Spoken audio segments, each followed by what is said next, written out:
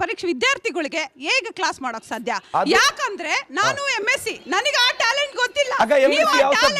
ಯಾಕಂದ್ರೆ 25ರಲ್ಲಿ ಆ ಟ್ಯಾಲೆಂಟ್ ಇಂದ ಯಾರಾದ್ರೂ ನಿಮ್ಮ ಟ್ಯಾಲೆಂಟ್ ಅಳವಡಿಸಿಕೊಳ್ಳಿ ಅನ್ನೋದು ನಮ್ಮ ಉದ್ದೇಶ. ಅಕ್ಕ MSc ಯಾವ ಸಬ್ಜೆಕ್ಟ್ ಅಕ್ಕ? ಅಕ್ಕ ಮೇಡಮ್ ಅಕ್ಕ ಇಲ್ಲ ಅವರು ಕೇಳಿರೋ ಪ್ರಶ್ನೆನ ಅವರು MSc ಬಯೋಕೆಮಿಸ್ಟ್ರಿ ಮಾಡಿದ್ದಾರೆ ಅಕ್ಕ. ಡಬಲ್ ಎಲಿಕ್ಸ್ ಮಾಡೆಲ್ ಬಯೋಕೆಮಿಸ್ಟ್ರಿಯಲ್ಲಿ ಬರುತ್ತೆ. ಒಂದು 4 ಲೈನ್ ಹೇಳಕ್ಕ ಅಕ್ಕ. ಅಕ್ಕ ಅಕ್ಕ ನಾನು ಆನ್ಸರ್ ಮಾಡ್ತೀನಿ ಅಕ್ಕ. Madam Smita madam don't divert. ಈಗ ಅವರು MSc ಕೆಮಿಸ್ಟ್ರಿ ಬಯೋಕೆಮಿಸ್ಟ್ರಿ ಮಾಡಿದಾರೆ ತಾನೆ, ಅವರು ಬಯೋಕೆಮಿಸ್ಟ್ರಿ ಅಂತ ಅವರೇ ಹೇಳಿತ್ತಾನೆ ಅಕ್ಕ. ಅಕ್ಕ ನೀವು ಅಕ್ಕ ಪ್ಲೀಸ್ ಬೇಜಾರಾಗಬೇಡಿ ಅಕ್ಕ. ಅಕ್ಕ ನೀವು MSc ಬಯೋಕೆಮಿಸ್ಟ್ರಿ ಮಾಡಿದ್ದೀರಾ, ನಾನು PUC ಮಾಡಿದ್ದೀನಿ ಒಪ್ತೀನಿ ಅಕ್ಕ. ನೀವು MSc ಬಯೋಕೆಮಿಸ್ಟ್ರಿ ಮಾಡಿದ್ದೀರಾ, ನಾನು 9th 10th ಅಲ್ಲಿ ಕೆಮಿಸ್ಟ್ರಿ ಬಯೋಕೆಮಿಸ್ಟ್ರಿ ಅಲ್ಲಿ ಬರೋ ಡಬಲ್ ಎಲಿಕ್ಸ್ ಬಗ್ಗೆ ಅಕ್ಕ ನೀವು 2 ಲೈನ್ ಹೇಳಿದ್ರೆ ನಾನು ಎಕ್ಸ್ಪ್ಲನೇಷನ್ ಡಬಲ್ ಎಲಿಕ್ಸ್ ಮಾಡಲ್ ಬಗ್ಗೆ ಹೇಳಕ್ಕ. ಆಯ್ತು ಸರ್, ತಮ್ಮ 1 ನಿಮಿಷ ಅಕ್ಕ. ಮೇಡಮ್ ಅವರು MSc ಬಯೋಕೆಮಿಸ್ಟ್ರಿ ಮಾಡಿದ್ದಾರೆ. Biochemistry first chapter nucleic acids ಅಂತ. Double helix model of DNA was given by Watson and Crick in 1953. Belongs ಅವರು ಹೇಳ್ತಿದಾರಲ್ಲ ಮೇಡಮ್, ಹೇಳ್ತಿದಾರಲ್ಲ ಅವರು ಹೇಳಿದ್ದಾರೆ. ಕ್ವೆಶ್ಚನಿಗೆ ಬನ್ನಿ ಮೇಡಮ್, ಕ್ವೆಶ್ಚನಿಗೆ ಬನ್ನಿ. 1 minute. ಕ್ವೆಶ್ಚನಿಗೆ ಬನ್ನಿ. Double helix model of DNA was given by Watson and Crick in 1953. ನೋಡಿ ಸರ್, ಅವರು ಅರ್ಹತೆ ಏನು ಅಂತ ಹೇಳಿದ್ರು. ಅವರು 2 ಲೈನ್ ಹೇಳ್ಬಿಟ್ಟು ಸಾಬೀತುಪಡಿಸಿದ್ದಾರೆ. ಮುಗ್ದೋಯ್ತು. ನೀವು ಪ್ರಶ್ನೆಗೆ ಬನ್ನಿ. One chain runs in 5 prime preparation, other chain runs in 3 prime preparation. The two strands are arranged like a spiral staircase which is ladder. One full turn of helix is called gyre. Each gyre accommodates 10 base pairs. Adenine pairs with thymine, guanine pairs with cytosine. 2 hydrogen bonds with adenine, thymine. 3 between cytosine, guanine. Charge are full applicable to double strand of DNA. ಇದು biochemistry first chapter. ಅಕ್ಕ biochemistry ಮಾಡಿದ್ರು ನಿಮ್ ಕೈಯಲ್ಲಿ ಹೇಳಕ್ ಆಗ್ತಿಲ್ಲ. ನಾನು PUC ಮಾಡಿ ಹೇಳ್ತಿದ್ದೀನಿ. ಚಪ್ಪಾಳೆ ಅಂತ ಹೇಳ್ಕೊಳ್ತಾ ಇದ್ರೆ ಇವತ್ತು ಹೇಳ್ತಾ ಇದ್ರ ಅಯ್ಯೋಮೆ 800 ಕೋಟಿ ಅಂತ. ಸರಿ ರೇ, ನೇಪಾಳದಲ್ಲಿ ಆಗ್ತಾ ಇರೋದು ಏನಕ್ಕೆ ಸರ್? ಪಾಯಿಂಟ್ ನೇಪಾಳದಲ್ಲಿ ಆಗಿರೋದು ಏನಕ್ಕೆ? ನಿಮ್ಮಂತ ರಾಜಕಾರಣಿಗಳೇ ಕಾಂಪ್ಲೆಕ್ಸು ಮಾಲು ಅದು ಇದು ಮಾಡ್ಕೊಂಡು ಬಡವ ಆಗಿದ್ದವನು 800 ಕೋಟಿಗೆ ನೀವಿದ್ದೀರಾ. ಪಪ್ಪಿದು ಬರೀ ಅಕ್ರಮವಾಗಿರೋದು ಎಷ್ಟು ಕೋಟಿ ಸಿಕ್ಕಿದೆ. ಈ ತರ ಆದಾಗ ನೆಕ್ಸ್ಟ್ ನಮ್ಮ ಕರ್ನಾಟಕದಲ್ಲೂ ಹಂಗೆ ನಾನು ಯೂತ್ಸೆ ನೀವು ಯೂತ್ಸೆ ದಂಗೆ ಇದ್ದಾಗ ನೀವು ಯಾವ ನಿಲುವು ತಗೊಳ್ತೀರಾ? ಅದ್ರ ಬಗ್ಗೆ ನಿಮ್ಮ ಸ್ಪಷ್ಟನೆ ಬೇಕು. ನೀವು ಅವ್ರು ಉತ್ತರ ಕೊಡೋಕ್ ಮುಂಚೆ ನಿಮಗೆ ಒಂದು ಪ್ರಶ್ನೆ.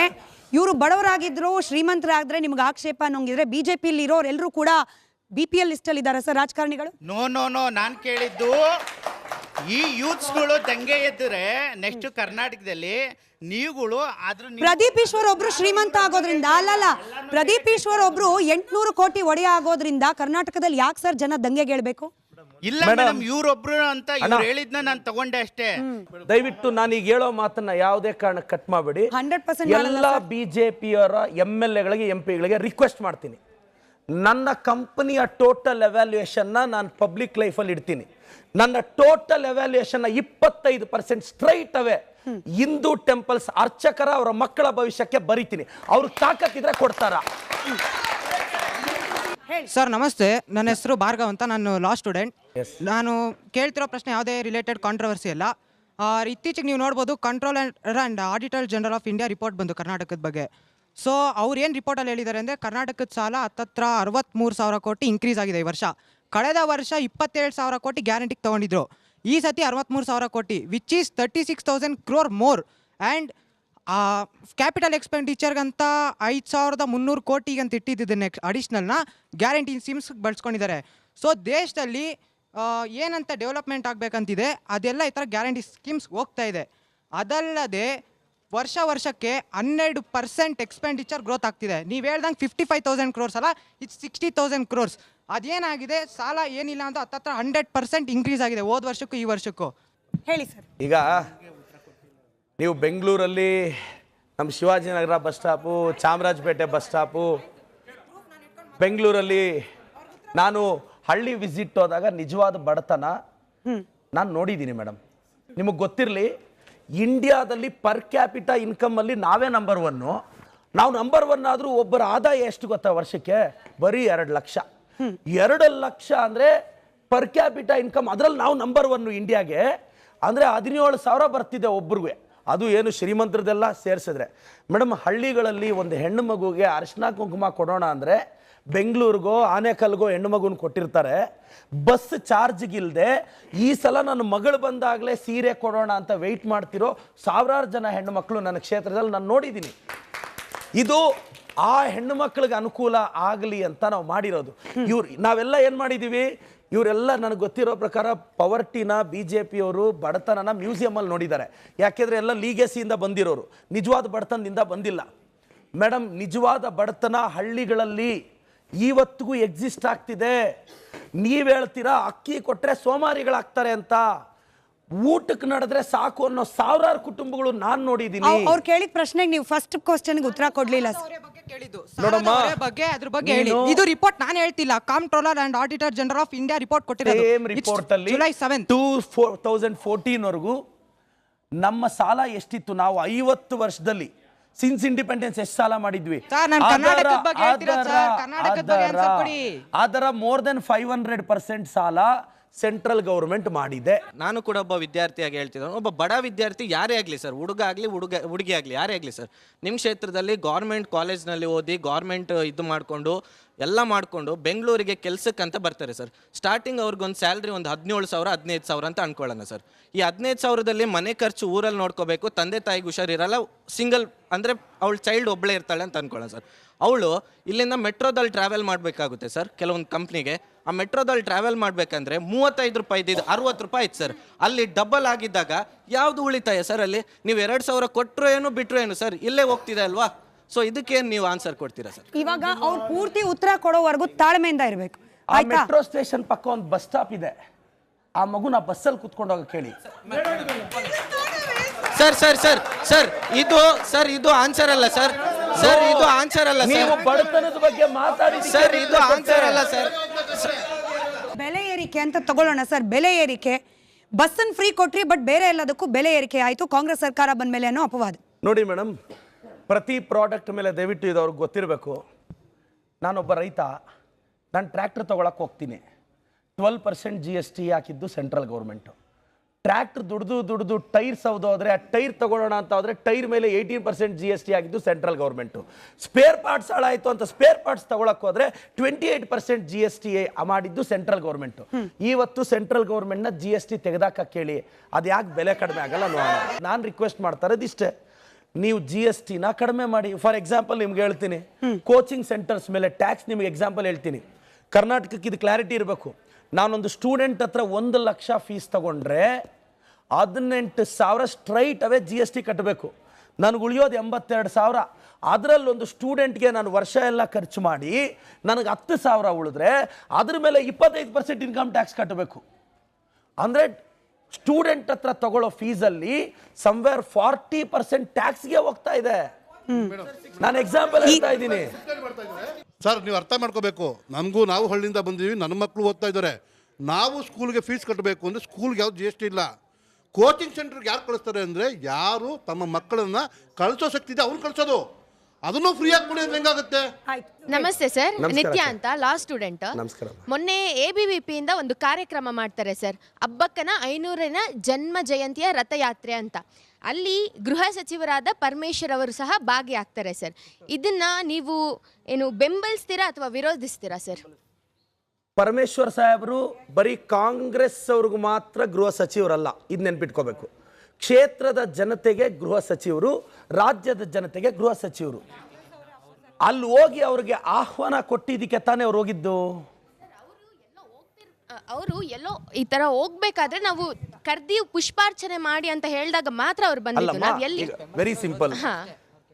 ಅವ್ರು ಆಹ್ವಾನ ಮಾಡಿದ್ರು, ಹೌದು. ಇಲ್ಲ ನಾನು ಬರಲ್ಲ ಅನ್ನಲ್ಲ. ಒಂದು ಅವರ ಹೃದಯ ವೈಶಾಲ್ಯತೆ. ನಮ್ಮ ನೀವೊಂದು ಕಾರ್ಯಕ್ರಮಕ್ಕೆ ಕರೆದಿದ್ದೀರಾ, ಕಾರ್ಯಕ್ರಮಕ್ಕೆ ಕರೆದ್ರೆ ಒಳ್ಳೇದಾಗ್ಲಿ ಅಂತ ಬಯಸೋದು ಅದು ಹೃದಯ ವೈಶಾಲ್ಯತೆ.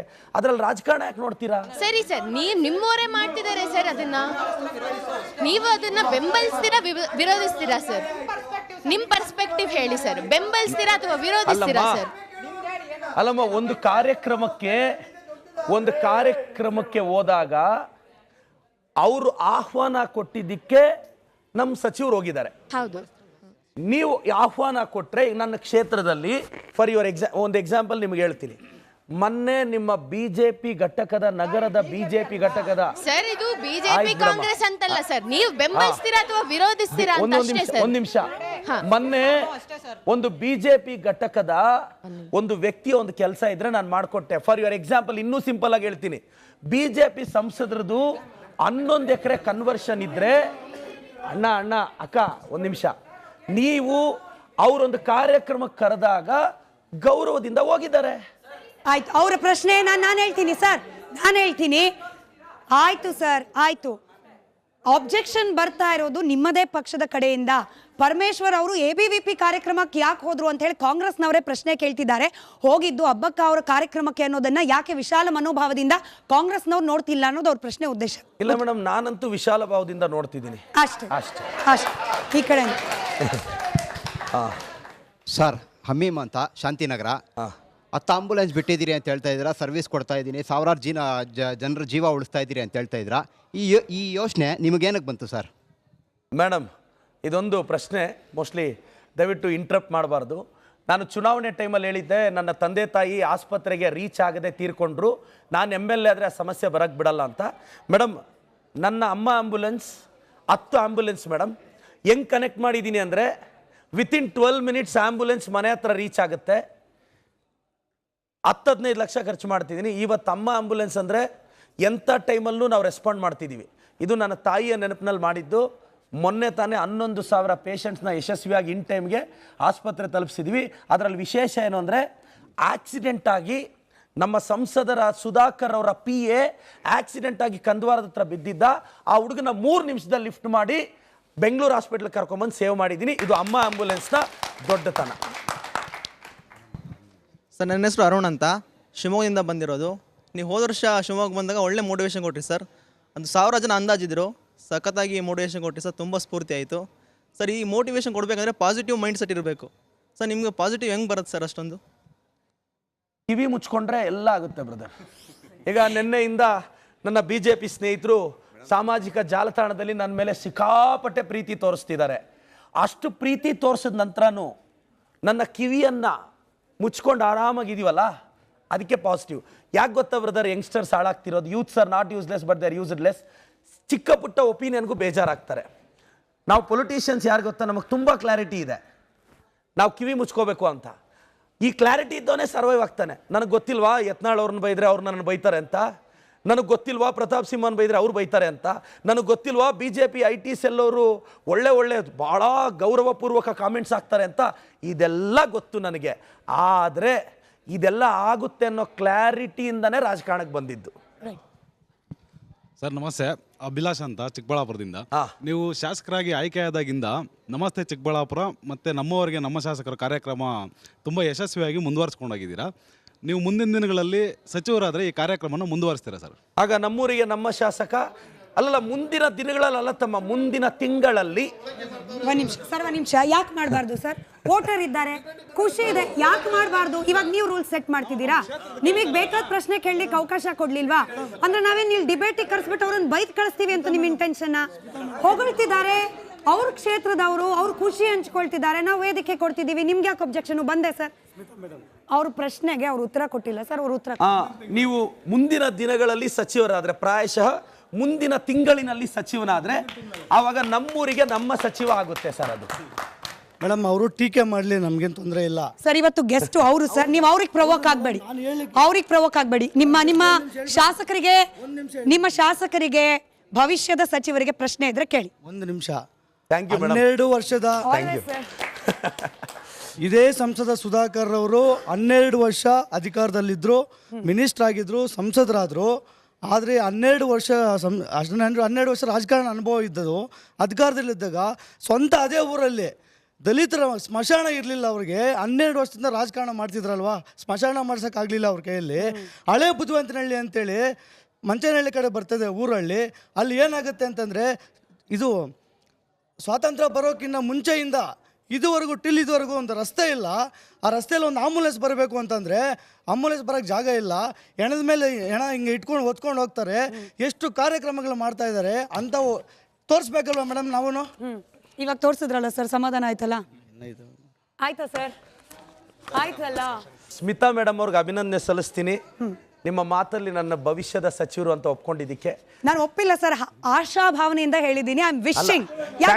ಯಾಕೆಂದ್ರೆ ಈಗ ನೀವು ಹೆಣ್ಮಕ್ಳು ಆಶೀರ್ವಾದಿಸಿದ್ರೆ ಆಗುತ್ತೆ ಅಂತ ಬಯಕೆ. Thank you so much madam, thank you so much. ಮತ್ತೆ ನಮ್ಮ ಹುಡುಗರು ಕೇಳಿದ್ರು ಸರ್ ವಿಶೇಷತೆ ಏನು ಅಂದರೆ, ಸರ್ ರಾಜಕಾರಣ ಪಕ್ಕಕ್ಕಿಡೋಣ ಸರ್. ಸರ್ ಇವತ್ತು ಹಳ್ಳಿಗಳಲ್ಲಿ ಎಷ್ಟೋ ಜನ ಸ್ವಲ್ಪ ಅಪ್ಪರ್ ಕಮ್ಯುನಿಟಿಯವರು ದಲಿತರನ್ನ ಇವತ್ತು ಮನೆ ಆಚೆ ನಿಲ್ಲಿಸೋ ಉದಾಹರಣೆ ನಮ್ಮ ರಾಜ್ಯದಲ್ಲಿದೆ. ಅಂಥದ್ದು ನಾನೊಬ್ಬ ಶಾಸಕನಾಗಿ ನೋಡಿ, ಸಚಿವ ಅಂತ ಬರ್ತಿದೆ, ಅದು ಬಂದ್ಬಿಡ್ತಾ ಇದೆ. ಥ್ಯಾಂಕ್ಸ್ ಅಣ್ಣ, ನಿಮ್ಮ ಆಶೀರ್ವಾದ ಎಲ್ಲ ಸೇರ್ಕೊಂಡು ಅಷ್ಟೇ. ಮತ್ತೆ ಡಿಬೇಟಿಗೆ ಸೇರ್ತಾ ಇರ್ಬೋದು ಅವಾಗ. ನಾನು ಶಾಸಕನಾದ ಮೇಲೆ ಅಣ್ಣ ದಲಿತರ ಮನೆಯಲ್ಲಿ ಹೋಗಿ ಕುತ್ಕೊಂಡಿದ್ದೀನಿ, ಅವ್ರ ಮಕ್ಕಳು ಕಷ್ಟ ಕೇಳಿದ್ದೀನಿ ಅಣ್ಣ. ಆಫೀಸರ್ಸ್ನ ಅವ್ರು ಕೂರಿಸಿದ್ದೀನಿ ಏರಿಯಾದಲ್ಲಿ, 200 ಹಳ್ಳಿ ಸುತ್ತಿದ್ದೀನಿ ಅಣ್ಣ. ನನ್ನನ್ನು ನೀವೇನಕ್ಕಾದ್ರೂ ವಿರೋಧಿಸಿ ಪರವಾಗಿಲ್ಲ, ನನ್ನನ್ನು BJP official page IT page ನಾನು ಖಂಡಿತವಾಗೂ ರಾಜಕಾರಣದಲ್ಲಿ ವಿಮರ್ಶೆಗೆ ನಾನು ಸಿದ್ಧನಿದ್ದೀನಿ, ಅರ್ಹನೂ ಇದ್ದೀನಿ, ತಪ್ಪಿಲ್ಲ. ಆದರೆ ನಾನು ಮಾಡಿರೋ ಒಳ್ಳೆತನನ ಎಷ್ಟೋ MLAಗಳನ್ನ ಇದು ಇನ್ಸ್ಪಿರೇಷನ್ ಆಗಿ ತಗೋಬೇಕಣ್ಣ. ಇದೇ 10 ದಿವಸ ಹಿಂದೆ ಯಾರೋ ಒಬ್ಬರು ವಿಡಿಯೋ ಕಾಲ್ ಮಾಡ್ತಾರೆ ಬೆಳಗ್ಗೆ 6 ಗಂಟೆಯಲ್ಲಿ. ಯಾರಿಗೆ? ನಮ್ಮ ಶಾಸಕರಿಗೆ. ಸರ್ ನೋಡಿ ನಮ್ಮ ರೋಡ್ ಇದು ಈ ಥರ ಆಗಿದೆ. ಅಲ್ಲಿ ಪ್ರೆಸೆಂಟ್ ಅಧ್ಯಕ್ಷರು ಬಂದು BJP ಅಧ್ಯಕ್ಷರು, ನಮ್ಮ ರೋಡ್ ನೋಡಿ ಸರ್ ಈ ಥರ ಇದೆ, ಈ ಥರ ಇದೆ ಅಂತ ಹೇಳ್ಕೊತಾರೆ. ಅರ್ಧ ಗಂಟೆಯಲ್ಲಿ ನಮ್ಮ ಶಾಸಕರಿಗೆ ಫೋನ್ ಮಾಡಿ ಅಲ್ಲಿ ಕಳಿಸ್ತಾರೆ. ಖಾಲಿ 3 ದಿವಸಕ್ಕೆ ರೋಡ್ ಹಾಕ್ಸ್ಕೊಟ್ಟಿದ್ದಾರೆ ನಮ್ಮ ಶಾಸಕರು. 3 ದಿವಸಕ್ಕೆ. ಇದು ಎಕ್ಸ್ಪ್ಲನೇಷನ್ ಅಣ್ಣ. ಚಿಕ್ಕಬಳ್ಳಾಪುರದಲ್ಲಿ 4ನೇ ವಾರ್ಡ್ ಅಣ್ಣ, ಇವತ್ತಿನ ನಗರಸಭೆ ಅಧ್ಯಕ್ಷರು BJP ಅವರಣ್ಣ.